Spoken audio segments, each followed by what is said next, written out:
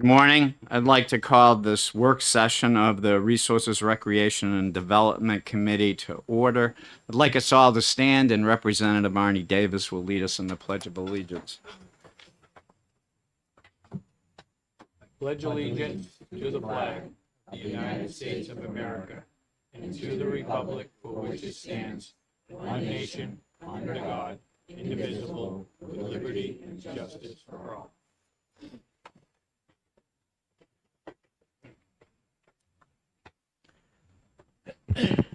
My name is Representative Bob Harb. I'm the chairman of this committee. I'd like to start with an introduction because we do have some substitutes today, and I regret to announce that one of our members is leaving his district, and he resigned yesterday in an email the speaker and I got, Representative Looney. So he's no longer on our committee, and he's no longer in the House. So we're going to miss him in this committee. I do not know if he's going to be replaced or what. I haven't had a chance since yesterday to talk to the speaker. But if I could start on my far left and everybody can introduce themselves so our clerk can make sure he has everybody down. So I'm Representative Timothy Horrigan from Stratford County District 10, which is the town of Durham. Thank you. Representative Pierre DuPont, Hillsborough County 20, Ward 9, Manchester. Representative Dale Swanson from Ward 1 of Nashua. It encompasses the airport in Nashua. Suzanne Vale, and I'm from Ward 3 in Nashua. Representative Linda Gould, Bedford, New Hampshire. Representative Heather Baldwin, District 4, Waterville, Thornton, and Ellsworth. Representative Arnie Davis from Milan, New Hampshire, representing Coos District 2. I am your Vice Chair, Representative Ron Dunn from Londonderry. Representative Taylor from Carroll County 8 Ward, District 8. Representative Allison Knapp, ranking member Rockingham 12, which is Stratham on the seacoast. Representative Tanya Donnelly, and I am in Salem, New Hampshire. Representative Linda Ryan, Ward 2, Nashua. Representative Nicholas Bridle, District 29 in Rockingham County, representing Hampton. I'm Representative Will Darby. I represent Hillsborough District 11, which is Nashua Ward 8. Thank you. And I'd like to welcome Representative Dunn as the new vice chair and Representative Taylor as our new clerk. And I want to thank on the record Arnie Davis for his service as vice chair earlier this year. Let me explain what we're going to do today and how we're going to handle the agenda. We have 4 bills to discuss. This is a full committee work session. It is not a hearing. That if anyone on the committee has a specific question or concern they wish to ask someone through the chair, you can ask that question and we'll see if we can get you an answer. But we will not be taking testimony. For those of you that sent in emails, we've received them, we've reviewed them, and we'll talk about them today if the committee so wishes. So if you're in the audience and someone has a specific question, we may call on you and ask if you have an answer.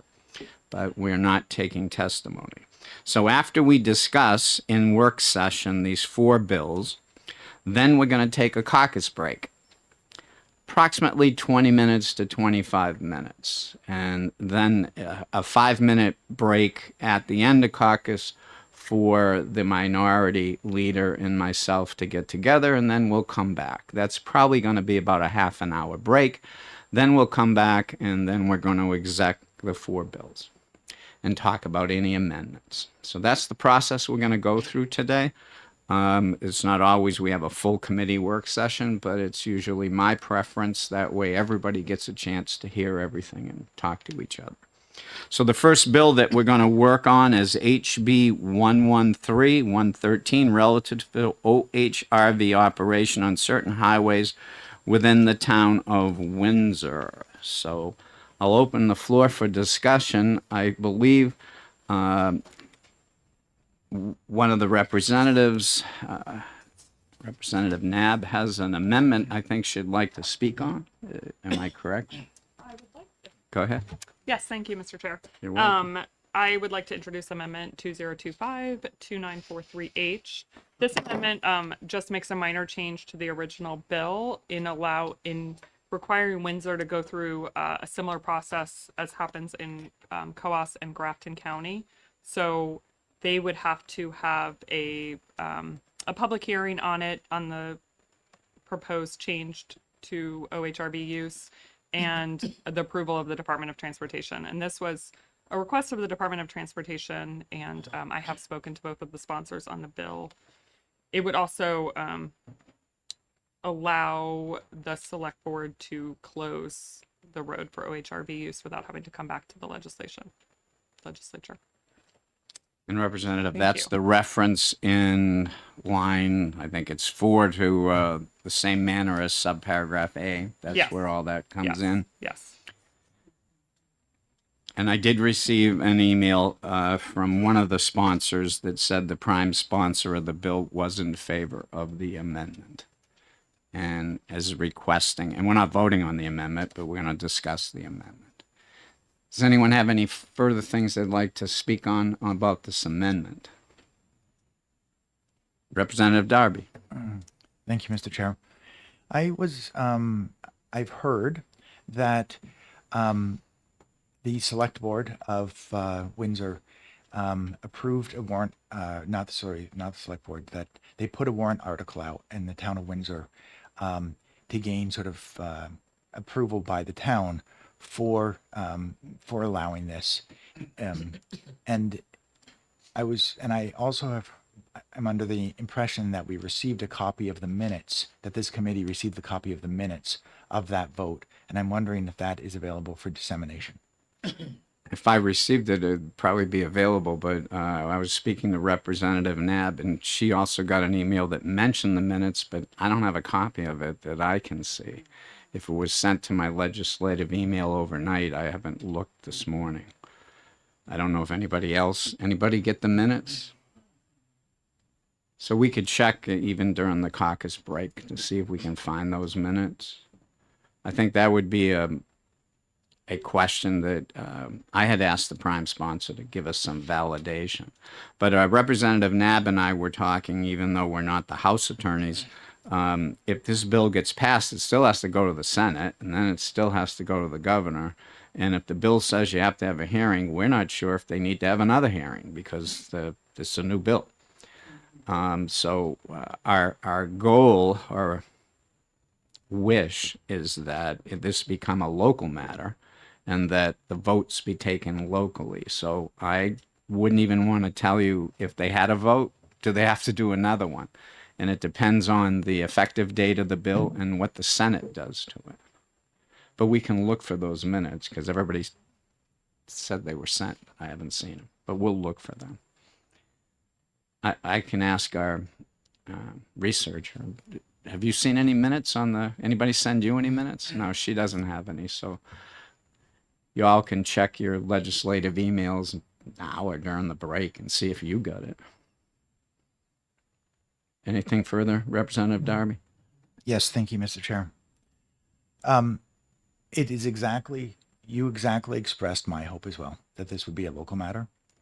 But the way that I'm seeing this amendment is that a public hearing would have to be scheduled, but that the Department of Trails would be the decision maker after consulting with Department of Safety and Department of Transportation. And so I don't actually think that this amendment provides local control. Thank you. Representative DuPont? Thank you, Mr. Chairman. Are we just discussing the amendment or the bill as a whole? Well, we're discussing the amendment first, and then Okay. we'll go back to the bill. Okay. I had But a the question amendment's about going to the be bill. presented during the exec session, so I thought we should Yeah. discuss it. Okay. Because we had a note to defer to the 1188 Commission.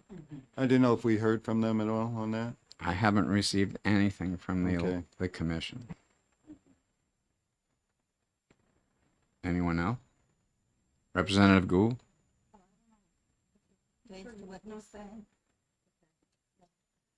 I don't know if this pertains to what Representative Darby said or not, but if there was a hearing, we also should know what the vote numbers were.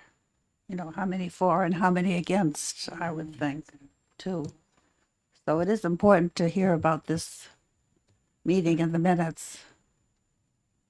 We have to find if we got them. So that's the first thing. Our researcher didn't get them. I didn't get it in one of my emails, and it was mentioned in an email to us, but it wasn't attached as I could see, unless it was blocked. I think Allison Nab's looking to double check her emails. She doesn't have it, so. But we can look for that. Representative Davis? In regards to Representative Dupont, I'm on that committee 1188, and there was nothing mentioned in our last meeting. I believe it was, just put them on Tuesday or Wednesday. We just, sorry. Yeah, I'm on that committee 1188.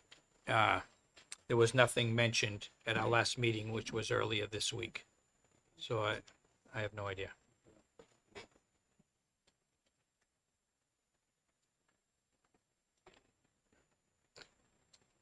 Is there any citizen from Windsor here that may have been at the meeting that supposedly the minutes are going to talk about?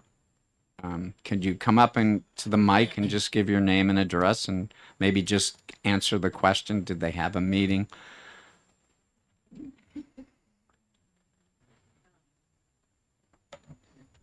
Thank you for hearing me. My name is Claire Pouliot. I also sent you all an email, so now you have a face to put with the email. I'm a Windsor resident of 21 years. And after the public meeting, which we were notified because we were abutters, the selectmen couldn't make up a decision because there was opposition. They thought this was going to go through, no questions asked. So they said, we'll talk about it at the town hall meeting and make it a warrant article and take a vote. But the attorneys advised them they can't do that. So there was there's no vote on whether this should pass or not. It went back to the selectmen. They had another meeting and they said, we're going to let the state decide. It's a state road, so I don't think it can be handled at the local level. I may be wrong, but it's a state maintained road, Windsor Road and Black Pond Road. So that's how it ended up here. Okay, in your lap. Thank you. I appreciate that. Thank And you. that may fall in line with the concern of Representative Darby. If they didn't take a vote and nothing's been done and warrants don't come out until March or whatever, if this bill gets passed and moved on, they'll have to have meetings and notification, and as it is a state road, that's probably why the amendment says the state will have the final say, but subject to what the town will do. So if they didn't finish it, then certainly they're going to have another meeting, assuming the amendment passes. Yes? Thank you again, Mr. Chair. So yes, I definitely agree. If this amendment passes, then they would have to have another meeting. I am looking through my notes from the hearing where David, I believe from the Department of Transportation, and my notes say he suggested one of two things. Either rewriting the language like 215A6, which applies to class 4, 5, and 6 roads, which requires a butter notification and select board approval, or to change the road from a class 2 road to a class 5 road. This path is equivalent to what it basically is the fallback position, which aligns it with the way the roads are treated. OHRVs are treated up in, I believe, Grafton and Coos counties, where they have, Ride the Wild, and they have a lot more connecting trails. What I also believe we learned from the prime sponsor is that there's no trail system, and that this road would connect. And so it's even more interesting to me that we would have the Bureau of Trails making a decision about a road, which is what the bill says. If you read references in another section, that the Bureau of Trails would be making a decision about a road when there's no trails that it's connecting. Thank you. Anyone have anything they'd like to say about the main bill and not the amendment? Representative Swanson. Sorry for my unfamiliarity with the bill, but I think I have a good appreciation and understanding, but what I have less of is just out of curiosity, what are are OHRVs have regulations or stipulations like how loud they can be or anything like that?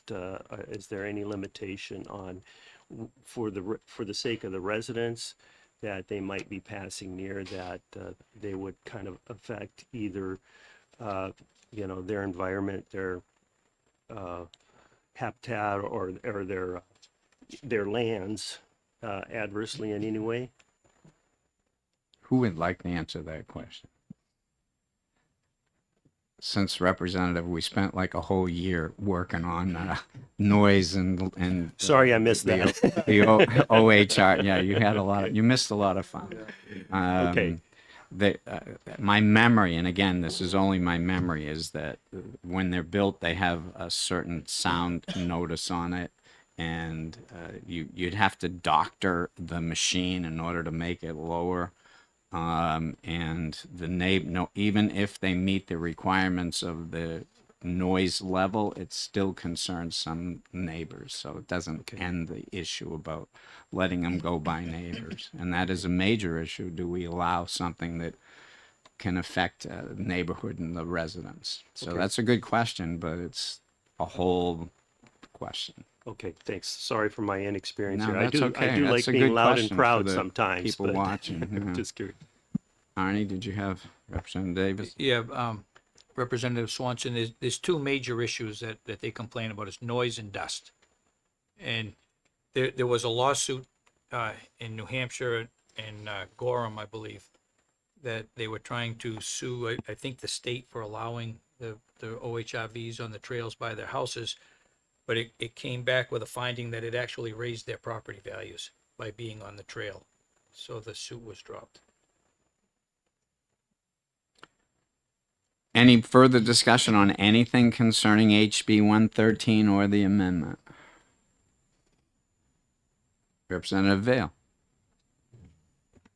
Thank you, Mr. Chair. I just want to comment that, the more we talk about this, the more I learn, even at this point, after all this time with study and just, okay, so knowing what I know about how things are enforced and seeing just a minor note in my file here about what would be enforced, and seeing that, learning today that there's no trails that are going to be connected, and that means all of the OHRV are going to be on the state road. And when that happens, and there's speeding tickets and things that are on road violations and difficulties that people have with coexisting with OHRVs strictly on roads. I mean, I don't remember another situation where we were trying to connect something that had no trails.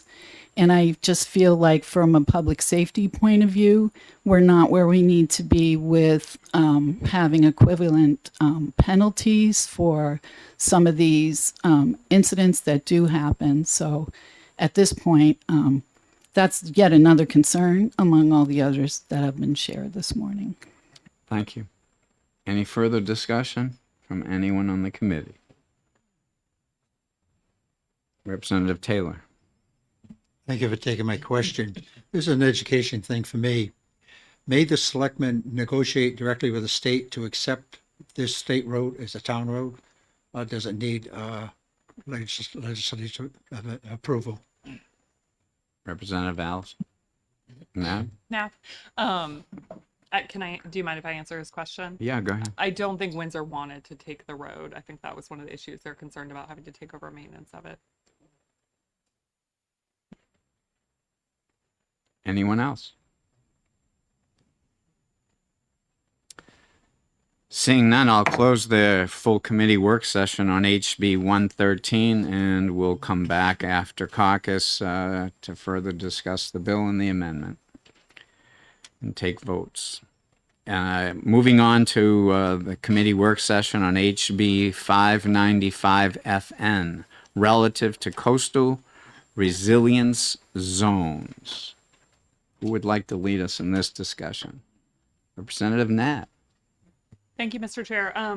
I think this was really interesting legislation, and many of us on the committee have talked about it, the need for work to address flooding, not just in coastal New Hampshire, but also in inland New Hampshire, where we've seen really serious flooding from rivers and serious storm events. The sponsor recognizes that it's a complicated bill with a lot of pieces, and so I think he has recommended or introduced legislation for the year ahead to take this into a couple of different components. And so for that reason, I think it is fair to ITL this bill today. And the sponsor supports that move. Any other discussion on 595? I don't see any. So I'll close the work session on HB 595 FN. Moving on, HB 629 FN, funding the operation, maintenance, and repair of state dams. I believe Representative Dunn and Darby both have something they'd like to talk about. Thank you, Mr. Chair. So, members of the committee may recall that the bill that was originally presented had two components to address a pretty severe dam maintenance shortfall, something like $400 million for the critical dams. I believe in a separate discussion I've had with a member of Department of Environmental Services, they've even had to remove a couple of dams, fish and game dams, because of the potential danger, sort of removing those public water bodies from the public's rights. So there's the threat here is much more, it's much larger than, a worry about a dam failing, because my hunch is that the DES is going to take care of the dams that are really in serious peril. I saw that there was some funding, for example, for a couple of those from the federal government. But the concern is that we continue to lose state dams, which, as you'll hear, if you put a boat on a body of water in New Hampshire, it's a dammed body of water. These dams are critical to the state and to the 1,000 lakes that we have. So we need to help fund this. The original bill had two parts. It had a tax of $1.58 per linear foot of taxable land for waterfront on linear foot of frontage on bodies of water with state-owned dams, and it also had a $5 charge for boat registration fees. That $5 charge is on top of, at the time, was on top of a number of other charges for things like exotic weeds and some safety support. So there's a number of charges that, as we in New Hampshire believe that those that benefit from services should pay for the services, and so this $5 charge is along those lines. There was significant concerns about the $1.58 fee. People that have property in current use thought it was and oftentimes they have, hundreds more acres in current use, that they would be taxed and might not be able to keep their property in current use anymore because of that charge. Lakefront owners were also concerned because they felt like the measurement of the 1 foot linear foot was going to be very contentious. I think there were some other challenges in terms of how that was going to be billed and collected and enforced. Another change happened last year, which is that because of the federal government saying that we can't add charges to the boat registration fee, the state introduced a boat decal that New Hampshire those that register boats in New Hampshire have to purchase, and that boat decal basically is separate from the registration fee, and it covers those costs that are critical to funding safety and lake conservation, things like that. So this amendment totally replaces the bill, and it does. First of all, it takes off the $1.58 waterfront fee. Secondly, it moves the $5 dam maintenance fee from as charge on the that was originally on the registration to the new boat decal section of the statute. And thirdly, it changes the effective date to January 1st of 2027, because you can't register boats with an effective date of July 1st, which is what it was before. That wouldn't make any sense. So I changed the date set to align with the registration period. So just again to summarize, it takes out the 158, moves the $5 to the boat decal, which is where it needs to be in statute now, and changes the effective date. Lastly, I just say that this will not raise very much money. It's going to raise $500,000 to $600,000 a year, which is not a lot. But I personally believe that we, the community that benefits from the lake, from using the lakes, needs to provide support for that, and this will help. I also have another bill coming next year that will help a little more. Thanks for the time. Representative Dunn. Yeah, I'd like to thank Representative Darby for all your work on this. I know we partnered on it and you did the heavy lifting, so I appreciate that. And I'd also like to thank the Marine Trades Association for coming out and supporting this. They realize that it's a problem and we need to do something about it, so they are on board with this. And I'd also like to thank Jody for your help helping us get this basically through.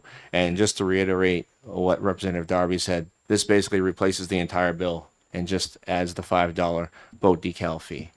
So I'm hoping that the committee can support this. It is needed. It's some money anyway to get the process started. So thank you. Thank you both. Any further discussion on this bill? Representative Bridle. Thank you, Mr. Chair. Just a quick clarification question. Have we heard from the prime sponsors of the original bill what their thoughts are on the amendment? I haven't. The prime sponsors are on board. Any other discussion on this bill? Representative Darby. Just to follow up, thank you, Mr. Chair. Just to follow up to what Representative Dunn said. So I believe the Representative Dunn was on the study committee for the dam maintenance funding bill in the summer of 24. And the other prime sponsors on here were also on that study committee. And so that's just to sort of provide some context for why they're on board, because this was one of the recommendations that came out of that study committee. Thank you. Any other discussion? Seeing none, I'll close the committee work session on HB 629FN and open the committee work session on SB 27FN relative to dwellings over water. Who would like to begin discussion on this? Don't everybody jump at once.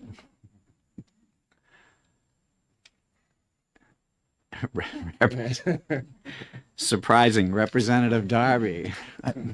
Somebody's got to talk. Somebody's got to start it. Thank you, yes. Mr. Chair. So I have concerns about this bill. I have concerns about the taking of the public access, public basically taking of rights of this of the water, under which this this request is, which belongs to the public right now. I'm concerned because for two reasons. One is, it might open the door a little bit to further, taking of the public water rights by private interests. And secondly, because this in every way seems like a valid concern by a private citizen that's looking for a one-off legislative solution. And I don't believe that we as legislators should be addressing private concerns through one-off legislation. Thank you. Any other discussion on SB 27? Representative Donnelly. How many more structures do we have out there? I mean, yes, I hear that this is a structure that is one-off, but how many other structures are in that particular scenario that DES may know about? I don't know if we could call up DES to ask, what's the expansiveness of this if this particular legislation passed? Is there more expansion? I don't know if they would know off the top of it. I don't know. Would you like to come forward and tell us what you know or don't know? We know about the pictures we saw during the original testimony of the one gentleman's house and his boat. Do you have any other issues like this before the department, or is it just this one property? So Darlene Forst, for the record, from the Wetlands Bureau Administrator from the Department of Environmental Services, and I know that I don't know an exact number. There are, we have one other case that involved conversion of an existing structure to use that is proceeding through compliance with settlement, but there are no other active cases that I am aware of right now that have the same issue. Follow up. Thank you, Mr. Chair. Do you envision homeowners, if this does pass, seeing this as an opportunity to do more expansive construction to their homes that may be in violation of the 50-foot rule?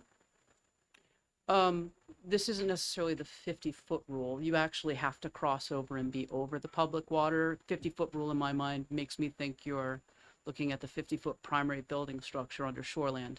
So this isn't a shoreland issue. This is, we're actually over, because there is within the Shoreland Protection Act, there is a provision to allow you to expand a non-conforming structure provided it's over land and doesn't get any closer. This is wetlands law, and it's very specific to residents that are over the public trust, so ponds greater than 10 acres in size or tidal waters below, beyond the public-private boundary there. And we actually have two cases that are resolving themselves. They're both beyond the decision phase. I was wrong. The more I think about this, there's two. Do I think if this passed, others would take advantage of it? Yes. They would. Thank you. Can you remind us, did the department not take a position on this bill? So the department's position on this bill was that by allowing expansion of a structure over public waters where towns cannot apply local zoning over public waters because it is the public trust, you are putting DES in a very awkward position, because as these structures make structural changes, if it involves code enforcement officers or code enforcement, we would be, we would need to determine what the codes were, and we would have to develop a whole new regulatory aspect, because we would end up policing these structures and the expansion of these structures, and we are not currently prepared to do that. So we would prefer that this not happen. Thank you. Any other questions from Ms. Force? No. Representative Horgan. I just happened to notice while looking through the bills, doing my homework yesterday before coming over here, and of course I missed the previous hearing, so I don't know what was said. But this is part of this law amends a little subchapter, which is called restrictions on use of structures over the waters of the state. So we did in the budget trailer bill, we did put in, well, not me personally, but at some point, a section went in there about boathouses, which says boathouses built over water have to be just, basically just boathouses henceforth. And they're encouraging people to build their boathouses on land right in the shoreline. So this is probably companion to something that the legislature already did in the budget trailer bill. So Thank you. Thank But not a question for ours. Well, not really a question, but Okay. All right. Thank you very much. We have one, Representative Taylor. Thank you for taking my question. I understand the bill was partially initiated by a property owner not getting DES approval to do some work. And there's a bill passed holding contractors responsible as well as property owners. You may pass on this opinion thing, but I'm asking your opinion. Do you think this holding contractors available will help us avoid this type of situation in the future? So the bill that was affecting contractors was the Shoreline Protection Act, that is RSA 43B, which is from the water line of the pond back over land. This particular bill would affect RSA 42A26, which are structures that are from the water line out into the water. So they are actually separate jurisdictions. And therefore, the bill that you mentioned about finding contractors would not be relevant to the dwelling over water provision. However, I can tell you that the penalties section in the compliance section in 42A already does allow us to pursue contractors. It is actually a far stronger enforcement provision. So the law that you're speaking of, no, it wouldn't change this, but the existing law governing these structures is fairly robust in that section. Thank you. Any other questions? Well, thank you. We appreciate your input today. Any other discussion on this bill? Don't see any hands up, so I'm going to close the full committee work session on SB 27FN. It's about 17 minutes before 11. I'm going to suggest a break for caucus until 11:15. That will give both parties sufficient time to talk about the four bills, and then the two leaders will get together and we will reconvene at 11:15. So thank you very much. Please make sure you shut off your microphones, and all the visitors here, we need you to leave because we're going to caucus in the room. Thank you very much.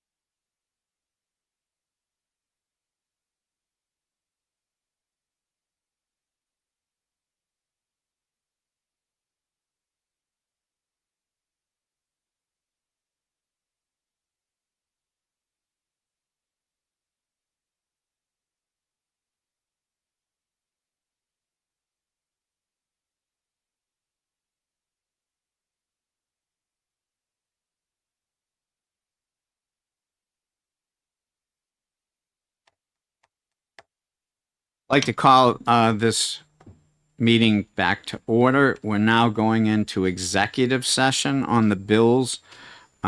We had published that executive session on pending legislation may be held throughout the day, time permitting. From time to time, the committee is initially convened. So we're going to exec all four of the bills that we did the full committee work session this morning. The first bill that we're going to exec and I open is HB 113 relative to OHRV operation on certain highways within the town of Windsor. I believe I have a motion coming from Ms. Representative Davis. Yes, thank you, Mr. Chair. I'd like to make a motion to accept. Ought to pass. Ought to pass HB 113. And do I have a second? I'll second. So we have a motion made and seconded OTP on HB 113. Do I have a secondary motion? Representative Nab?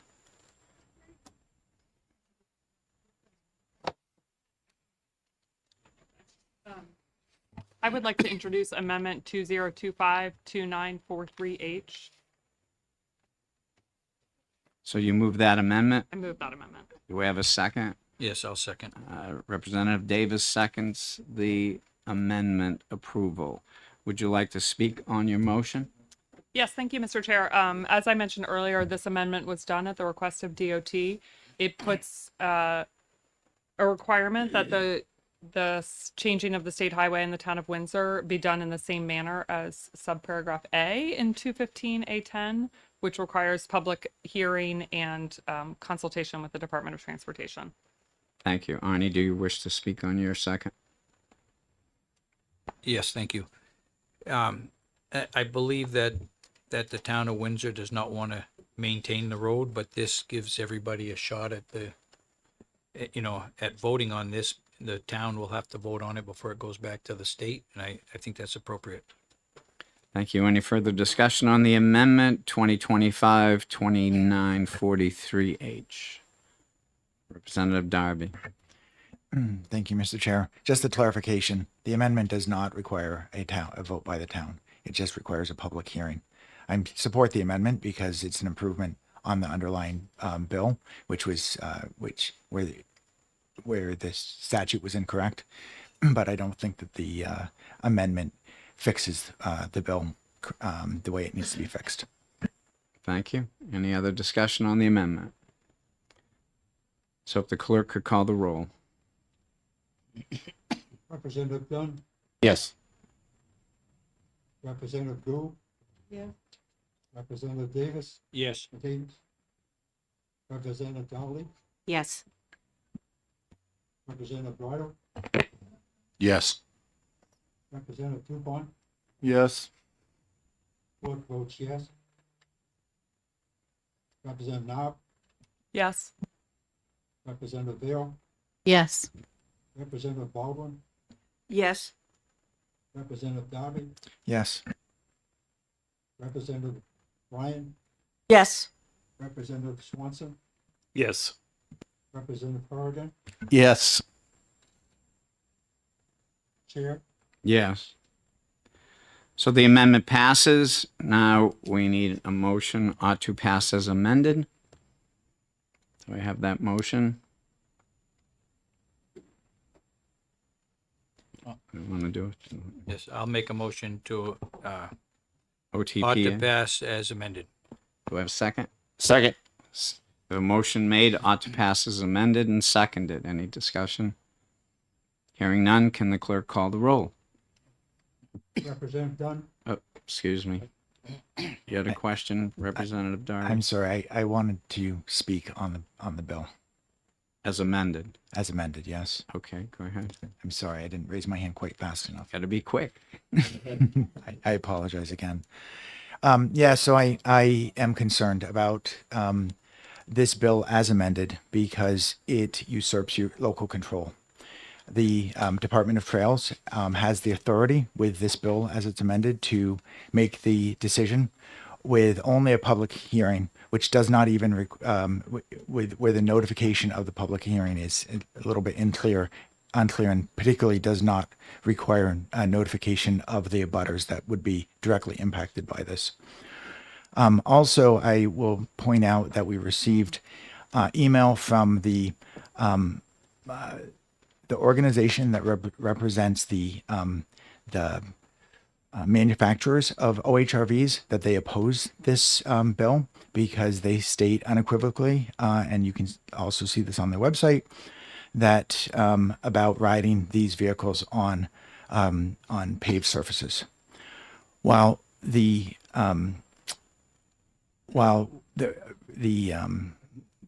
manufacturers may recommend against it, in this state we allow local control to provide the ultimate decision making, and so I think that we should retain this bill as for an interim study, so that we can evaluate if there's a better motion that would provide more local control, and therefore I'll be voting against this OTPA motion. Thank you.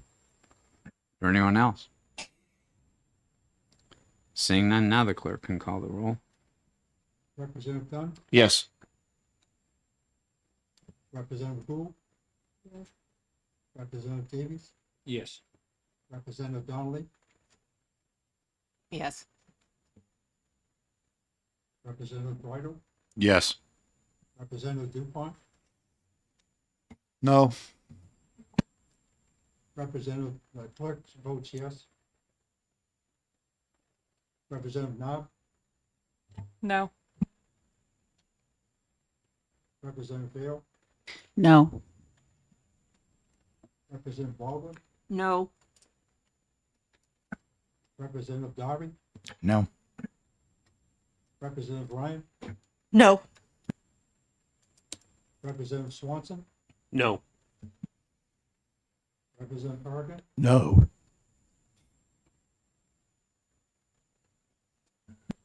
Chairman, Yes.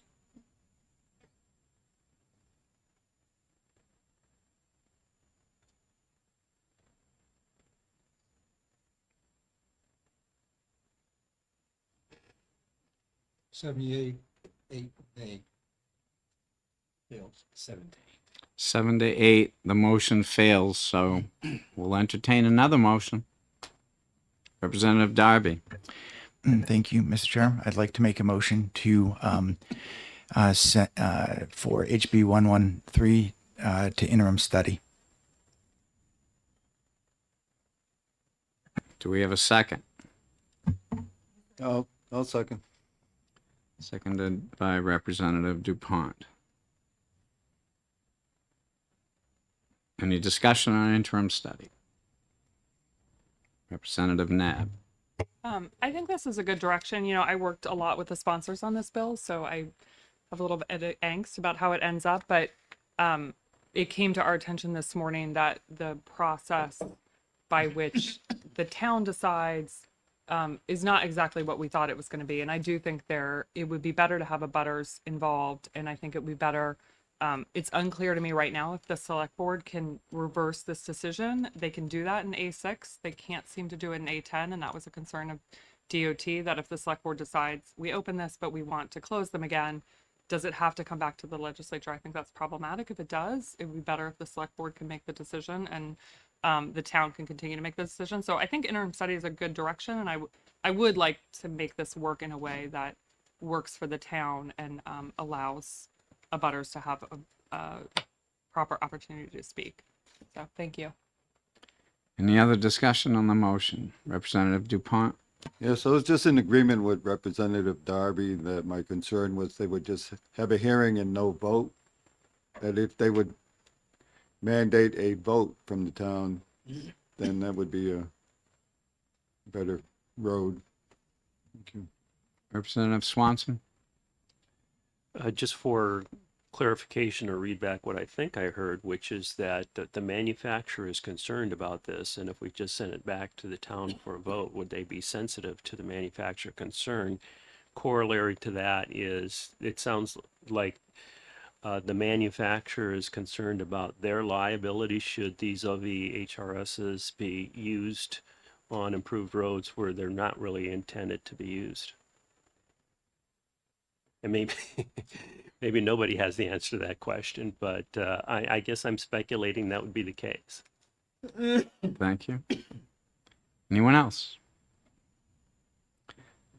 Seeing none, I'd ask the clerk to read the roll. Representative Dunn, Yes. Representative Gould, Yes. Representative Teague, Yes. Representative Donnelly, Yes. Representative Bridle, Yes. Representative Dupont, Yes. clerk votes yes. Representative Fair, Yes. Representative Vale, Yes. Representative Baldwin, Yes. Representative Darby, Yes. Representative Ryan, Yes. Representative Swanson, Yes. Representative Colvin, Yes. all 15, 0. Oh, Representative Chair, Yes. I'm new.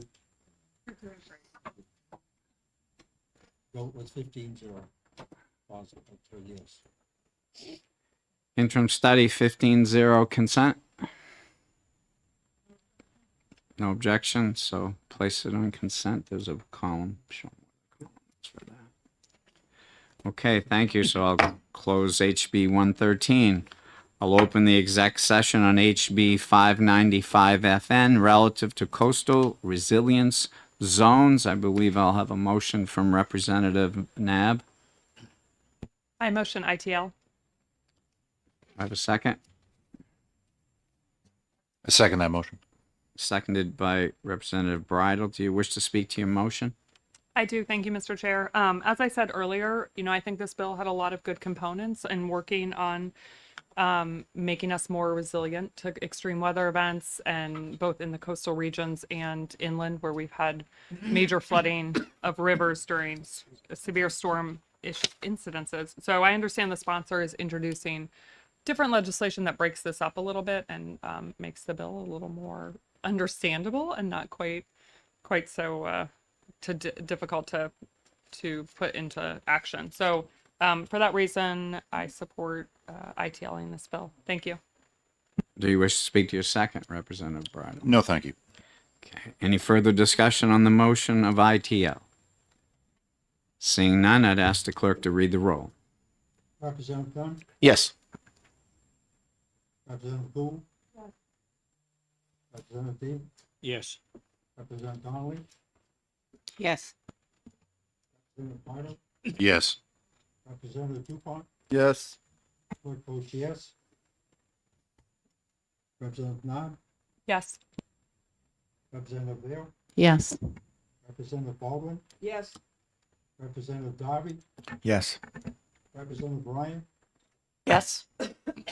Representative Swanson, Yes. Representative Horgan, Yes. and Chair. Yes. Votes 15-0 for 15-0 consent. Any objections? No objections. Place that on consent. ITL. Close the hearing on that. HB 595. Open the exec hearing on HB 629 FN. Funding the operation, maintenance, and repair of state dams. I believe I have a motion from Representative Dunn. Yes. Ought to pass, please. And I have a second. Second from Representative Darby. Do I have a second motion, Representative Dunn? Yes. I would like to bring in Amendment 2025-2943H. So you move that amendment. Do I have a second on the amendment? Representative Darby, do you wish to speak to your amendment? Yes. This amendment basically replaces the other bill and is basically just allowing a $5 fee, and it replaces the entire bill. So just that's all we have. Representative Darby. Thank you, Mr. Chair. Our dams, our state-owned dams need support, and this is a small measure to help with that support, and it aligns with the New Hampshire way of having those that benefit from those that benefit pay. And so those boats that are registered in the state that are going to be using state-owned waters, including, for example, Winnipesaukee, it's reasonable to ask them to contribute for the maintenance of the dams, which is what this amended bill does. Thank you. Thank you. Anyone wishing to speak on the amendment? Representative Vale. Thank you, Mr. Chair. I think this amendment is, it's an innovative idea, and I think it also does a lot of things that maybe the bill wasn't intended to do. And just knowing how hard the Marine Trades Association works to make sure that the public is educated about boating, I think this is a great way to help boaters that may not realize what Representative Darby said. And there's basically no boating without dams in New Hampshire. And so that awareness of the responsibility for the waters that you go to, you might say, well, my fishing pond that I love to go to, the dam is failing. And now you have the awareness. So it's just another way to get the information out to people, as well as the good things that can happen with some money coming in. Thank you. Thank you. Anyone else speak on the amendment? So I'll ask the clerk to call the roll on the amendment. Representative Dunn, Yes. Representative Gould, Yes. Representative Davis, Yes. Representative Donnelly, Yes. Representative Bridle, Yes. Representative Dupont, Yes. Clerk votes yes. Representative Knapp, Yes. Representative Vale, Yes. Representative Baldwin, Yes. Representative Darby, Yes. Representative Ryan, Yes. Representative Swanson, Yes. Representative Horrigan, Yes. Chairman, Yes. vote carries 15-0. Consent? No objection? Oh, thank you. Jumping ahead. Now I'll entertain a motion ought to pass as amended. I will move ought to pass As amended. as amended. Do I have a second? Representative Darby seconds that. Any discussion on OTPA? Seeing none, clerk, call the roll. Representative Dunn, Yes. Representative Bridle, excuse me, I'm sorry. Representative Gould, Yes. Representative Davis, Yes. Representative Donnelly, Yes. Representative Bridle, Yes. Representative Dupont, Yes. Clerk votes yes. Representative Knapp, Yes. Representative Vale, Yes. Representative Baldwin, Yes. Representative Darby, Yes. Representative Ryan, Yes. Representative Swanson, Yes. Representative Horrigan, Yes. and Mr. Chairman. Yes. Vote carries 15-0. Now I'll ask consent. No objection. It'll be on consent.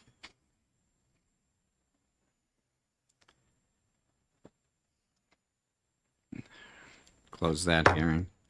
Executive session open on SB 27FN relative to dwelling over water. Do I have a motion from Attorney Donnelly? Representative Donnelly, but thank you for the upgrade. Representative Donnelly. Thank you, Mr. Chair. I'd make the motion to ought to pass. Do I have a second? I second that. Seconded by Representative Bridle. Do you wish to speak to your motion? Thank you, Mr. Chair. I see this particular legislation as it's not expanding new penetrations in the water. It's not adding any columns. It's not really expanding the footprint into the water in any way. I'm looking at, I went on a field trip over Lake Winnipesaukee and saw many inflatables that actually take a massive amount of expansion in front of someone's property. And that seems to be allowable. So I wanted to say that there's a handful of, I think, camps that became homes that would increase in value, and that I don't see the harm that this would do to a lake in any way.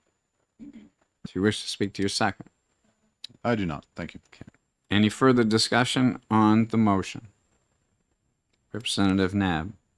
Thank you. I'm really concerned about this legislation. I'm especially concerned about the testimony we heard from DES. you know, as a local select board member, the idea that we are now putting a state agency in charge of our code enforcement and regulatory authority when it comes to town building is very problematic, especially given that I don't think DES has the resources or even the existing structure to do that. So I don't think this is a bill that is ready for passage. I think it's another one of those situations where we're passing legislation to benefit one person in the state or a couple of people in the state, which is not how I think we should behave as legislators. I think these are really local decisions. So for that reason, I do not intend to support this legislation. Thank you. Thank you. Representative Vale. Thank you, Mr. Chair. I will also be opposing the motion.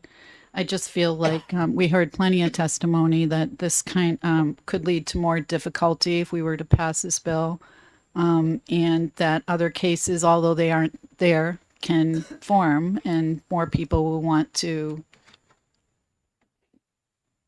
need this this kind of remedy where DES has a mandate, and it would probably require extensive rulemaking authority. And we might be asking them to do something that's not possible and asking them to develop something to make it possible that may or may not work in order for one person to be able to benefit. And I don't think it's worth it to antagonize. Thank you. Thank you. Anyone else? Representative Darby. Thank you, Mr. Chair. Yes, I concur with my colleagues about both the lack of definition of the code enforcement. I think that if the intent is to allow access over public water bodies, then we need to change we need to further amend this bill to make to allow the towns to have code enforcement over it. I am worried as well, as we heard from DES, that this may lead to additional individuals taking advantage of this sort of loophole. Although I do recognize what my representative from Representative Donnelly said about the just increasing use of public waters by lakefront property owners, and how that's really sort of taking away from the public water access rights. I think that there should be actually some looking at the size of those secondary structures that basically seem to be popping up all over without permits, rather than sort of further eroding the public rights to public waters. So I'll be opposing this bill for those three reasons. Thank you. Representative Swanson. Thank you, Mr. Chair. I grew up in Minnesota a long time ago. And I returned there this August and visited the place on the lake that I was accustomed to visiting when I was growing up. And it was clear to me how the lake had evolved since I was young from a very beautiful, very natural setting with fairly simple accommodations by the shoreline to a lot of very garish structures with a lot of the land and the shoreline overcome by these things that people could build if they had enough money. And so I just am concerned about the potential for abuse of what this passage would do, and so I will oppose it. Thank you. Anyone else? Seeing none, I'll ask the clerk to read the rule on OTP. Representative Dunn, Yes. Representative Poole, Yeah. Representative Davis, Yes. Representative Donnelly, Yes. Representative Ryder, Yes. Representative Dupont, Yes. clerk votes yes. Representative Knott, No. Representative Vale, No. Representative Baldwin, No. Representative Darby, No. Representative Ryan, No. Representative Swanson, No. No. Yes.